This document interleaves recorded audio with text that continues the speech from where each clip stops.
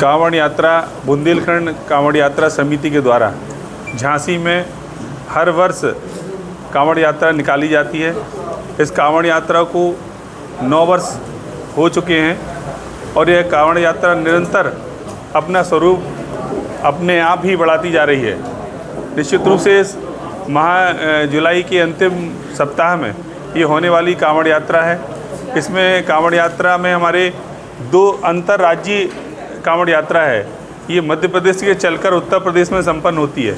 मध्य प्रदेश के ओरछा बेतवंती नदी से वहाँ से जल लेकर हमारे हजारों कांवड़ यात्री वहाँ से निकलते हैं और ढोल बाजे गाजे के साथ, डीजे के साथ, तो बड़ी संख्या में लोग वहाँ से निकल करके और 25 किलोमीटर पैदल यात्रा करते हैं। यात्रा के साथ लगभग 40-50 डीजे होते हैं। भगवान भोलेनाथ के स्वरूप, भगवान श्री राम का दरबार और ऐसे तमाम कांवड़िए इसमें शामिल होकर के एक भव्य यात्रा के साथ निकलते हैं।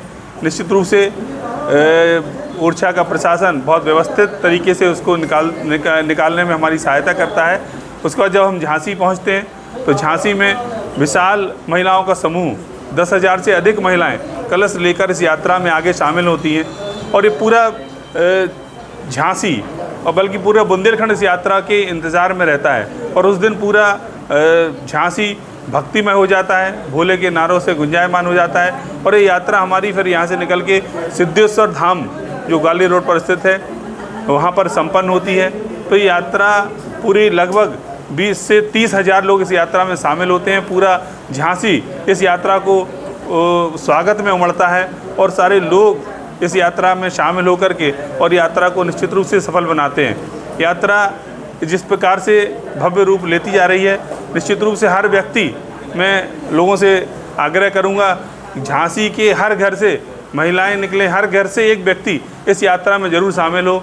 और निश्चित रूप से अगर कांवड़ सावन के महीने में हम भगवान भोलेनाथ की आराधना करते हैं तो जिस मनसा के साथ, जिस अपनी प्रार्थना के साथ हम यात्रा करते हैं तो वो हमारी मनसा निश्चित रूप से पूर्ण होती है, हमारी प्रार्थना पूर्ण होती है। सभी से मेरा निवेदन है इस यात्रा में शामिल हो। यात्रा भव्य होती जा रही है, क्या यात्रा मार्ग में भी विस्तार हो रहा है? बिल्कुल हो रहा है। पिछली बार हमने यात्रा को व्यापारियों के आग्रह पर हमने शहर के अंदर से निकाली थी, लेकिन प्रशासन का पिछली बार ये कहना था कि इतनी बड़ी यात्रा को कहीं ना कहीं कोई ना कोई ऐसी त्रुटि उसमें हो सकती है, तो पिछली बार एक बड़े मार्ग से हम लोगों ने यात्रा को निकाला। तो यहाँ भी बहुत ज़्यादा ट्रैफिक और सारी व्यवस्थाएं हो जाती हैं।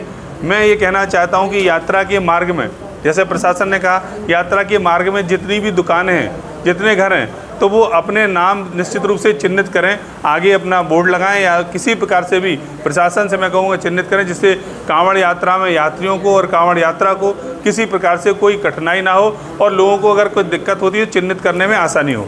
कितनी वर्षों से आयोजन ये हो रहा है? ये 9 वर्षों से आयोजन हो रहा है। गुरुजी, बुंदेलखंड की सबसे बड़ी कांवड़ यात्रा 9वीं बार निकल रही है, क्या कुछ कहना है? क्या कुछ रूपरेखा बनाई जा रही है समिति के द्वारा? जी, पहले तो आप सबको प्रणाम। आपके स्रोत जो दर्शक हैं उनको मैं बहुत बहुत शुभकामनाएं देता हूं सावन के महीने की। सब पर भगवान शिव की कृपा बनी रहे। बुंदेलखंड कांवड़ यात्रा समिति वैसे तो उत्तर प्रदेश और मध्य प्रदेश दोनों के बुंदेलखंड की समिति है। जितना सहभाग उत्तर प्रदेश के बुंदेलखंड का रहता है उतना ही बड़ा सहभाग मध्य प्रदेश के बुंदेलखंड का रहता है। और इसके साथ साथ ये हमारी सीमा नहीं है कि हम बुंदेलखंड के लोग रहते हैं। देश के विभिन्न भागों से जितने सनातनी से भक्त हैं वो भी इसमें हम उन सबको आमंत्रित करते हैं और लोग आते हैं श्रद्धा से। तो ये अब एक विस्तार अपना लेती जा रही है। और निश्चित रूप से मैं आपको कहूँगा कि भगवान राम पुष्य नक्षत्र में रानी गणेश कुमार अयोध्या से राम को यहाँ लाई थी ओरछा, और बुंदेलखंड के 24 जनपद थे। 24 जिलों का राज तिलक करके भगवान को राजा बनाया है। पूरे हिंदुस्तान में सनातन धर्म के सभी धर्मों में यदि कहीं कुछ सलामी भगवान को दी जाती है तो हमारे राम राजा को दी जाती है। हमारे वो राजा हैं। और पूरे हिंदुस्तान में उस नक्षत्र में यदि कोई मंदिर बना था तो चतुर्भुज बना था, लेकिन ठाकुर जी उसमें नहीं गए, रानी के महल में ही विराज गए। तो हमारे भोलेनाथ ने सोचा कि हम पुष नक्षत्र के मंदिर में बैठेंगे। और भगवान सिद्धेश्वर जो द्वापरकालीन विग्रह है वो किसी कारण से ज़मीन के नीचे था और वो प्रकट हुआ पुष्य नक्षत्र में। और पुष्य नक्षत्र में सिद्धेश्वर भगवान का मंदिर का निर्माण हुआ केवल पत्थर से, श्रीयंत्र के नक्शे पर। इसमें 21 साल उसके निर्माण में लग गए, तो भगवान पुष्य नक्षत्र में उसमें प्रवेश किए।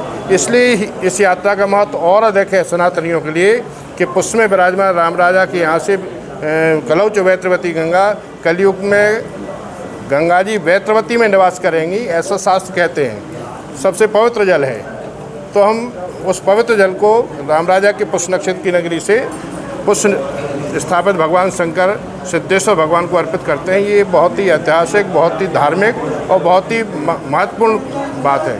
तो हम तो प्रार्थना करते हैं पूरे देश के भक्तों से, शिव भक्तों से कि आप आओ, जो भी तिथि हमें समिति तय करेगी उसका हम लोग प्रचार प्रसार करेंगे आपके माध्यम से।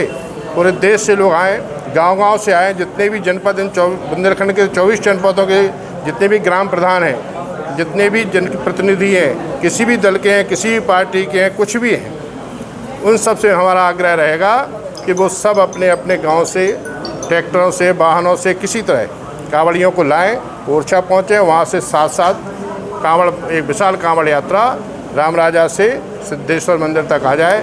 इसके लिए सभी आमंत्रित हैं, आप सबका सहयोग अपेक्षित है। जय श्री राम, हर हर महादेव। माननीय अग्रवाल जी ने बहुत अच्छी बात बताई कि हजारों वर्ष से हमारे पूर्वज कोई तोप से उड़ाए गए, कोई आग में जलाए गए, कोई किले से फेंके गए, कोई दीवार में चिनवाए गए, और ये बचे जो हम आज भी सनातनी बचे हैं केवल धर्म की वजह से। तो धर्मो रक्षति रक्षिता, धर्मो रक्षति रक्षिता। अगर हम धर्म की रक्षा करेंगे तो धर्म हमारी रक्षा करेगा। तो हमको आज आने वाली पीढ़ी को पूर्वजों ने जो हमको अपना बलिदान दिया, जो त्याग किया, उनकी वजह से आज सनातन बचा है। हमको भी संकल्पित होना है कि आगे हमारा सनातन बचा रहे, हमारा हम मकान बना रहे, दुकान बना रहे, महल बना रहे, किसके लिए? अपनी पीढ़ी के लिए। वो संरक्षित रहे, वो व्यवस्थित रहे और वो अपने घर में आरक्षित रहे। इसके लिए हमें धर्म से हमेशा जुड़ना पड़ेगा। श्री कृष्ण ने गीता में कहा है, यदा यदा हि धर्मस्य ग्लानिर्भवति भारत अभ्युत्थानं धर्मस्य तदात्मानं सृजाम्यहम्। धर्म की स्थापना के लिए जब जब धर्म की हानि होती है, ग्लानि होती है, तो कहीं ना कहीं परमात्मा आत्माओं को भेजता है अपने कार्य कराने के लिए। झांसी में इतने अच्छे व्यवस्थित कार्यक्रम हो रहे हैं, श्री हरिओम पाठक जी के संरक्षण में, श्री गोलवलकर जी के संरक्षण में, माध्यम संजीव जी बन रहे हैं। हमको परमात्मा से प्राप्त ऊर्जा इनको देनी है ताकि ऐसे ही आगे निरंतर काम करते रहें। तन मन धन से हम सारे लोग जितना इनका सहयोग कर सकते हैं, संख्या लाकर जिनका इनका सहयोग कर सकते हैं, हमको करना चाहिए। परमात्मा से प्रार्थना करना चाहिए कि संजीव जी को ऐसे ही ऊर्जा देते रहें वो, और निरंतर धर्म के काम झांसी के हित में, प्रदेश के हित में और देश के हित में करते रहें। इन्हीं कामनाओं के साथ, क्योंकि सारे लोग, बहुतायत लोग इसमें, अधिकांश लोग बोल चुके हैं, कांवड़ यात्रा के बारे में बोल चुके हैं, धर्म के बारे में बोल चुके हैं। मैं पुनः बस आप लोगों से एक आह्वान करूँगा कि हम परिवार के लिए नहीं, समाज के लिए सोचें। अगर समाज व्यवस्थित नहीं रहेगा तो परिवार कहाँ से रहेगा? हम जिस जहाज़ में बैठे हैं, अगर उस जहाज़ में टोंका हो जाएगा तो हम कहाँ से सुरक्षित रहेंगे? इतनी आपसे प्रार्थना है और परम पिता परमात्मा से प्रार्थना है कि आप लोगों का आशीर्वाद बना रहे और एक कांवड़ यात्रा निरंतर उत्तरोत्तर उन्नति करती रहे। बहुत बहुत धन्यवाद।